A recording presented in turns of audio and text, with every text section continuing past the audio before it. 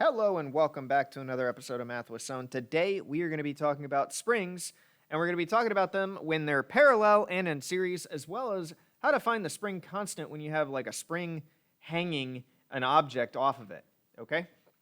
So when two springs are in parallel, meaning right next to each other like they are here, that would mean that the springs are kind of acting together in a way where their forces are combined, all right? If you think of it like if you hold on to one thing with one arm, and then you hold on to another thing with your other arm at the same time, you would have like double the holding force, okay?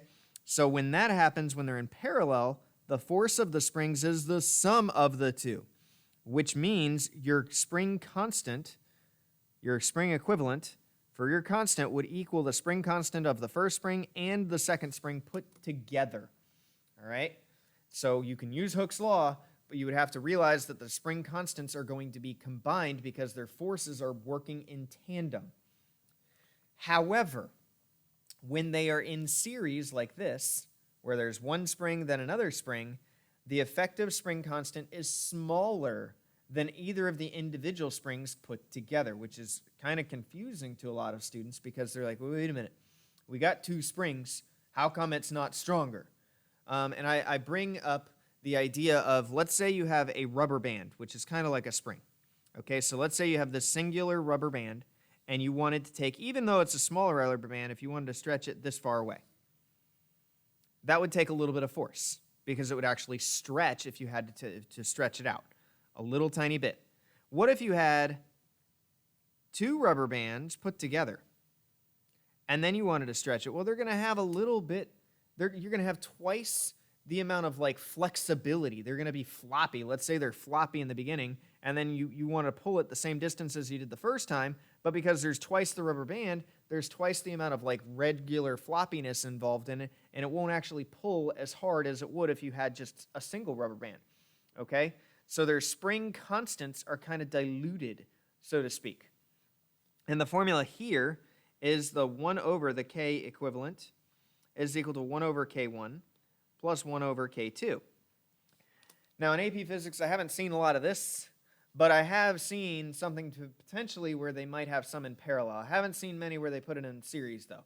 All right, so we got a parallel example, which is the same thing as if you had a singular spring, just you're going to have to double the spring constant. And I have seen this a lot, all right, where you have a block being suspended by a spring. And if a block is being suspended by a spring, that would mean that the block is pulling the spring down, and the displacement of the spring that it is being pulled down is going to involve Hooke's law as well as gravity. Okay, so gravity is the act of force that is pulling it down, and it's moving it a certain distance away from equilibrium.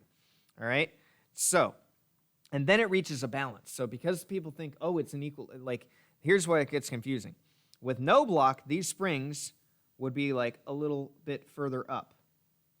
All right, they would be a little less stretched out. And then they get stretched, and you're like, oh, they've reached equilibrium here because it's stretched and it's staying there. Because if you think of the springs dangling, they're just staying there, dangling at that 10 centimeter mark, but really they're being stretched to that, and the equilibrium would be where they would like to be if gravity wasn't constantly fighting it. All right, so each spring stretches to 10 centimeters. That's important because that is the distance it stretched away from its normal equilibrium. All right, so with that in mind, we have this idea that mg would equal the typical spring constant times the displacement, if this is with it being one spring. But if there are two springs, their spring constant is going to be combined. So that would, in this case, the mg would equal the spring constant of one times the spring constant of the other times the displacement. All right? With these, I'm pretty sure they're the exact same spring. It says a pair of springs. Are they identical? Identical strings. So the K1 and the K2 are going to be the same in this case. So that means that the mg would equal just essentially 2K times the displacement. What is the force acting on each spring? Well, that would be the spring constant.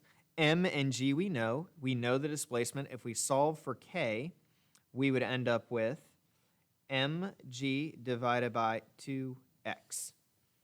And we can figure out the spring constant by just taking 10 for the gravity times the mass, which is 5 kilograms. 5 kilograms. I'm going to redo this. I'm going to do 10 meters per second squared times 5 kilograms. Let's use the units correctly this time, Mr. Zone. And then that would be divided by 2 times 10 centimeters, which is 0.1 meters. Be careful with your conversions.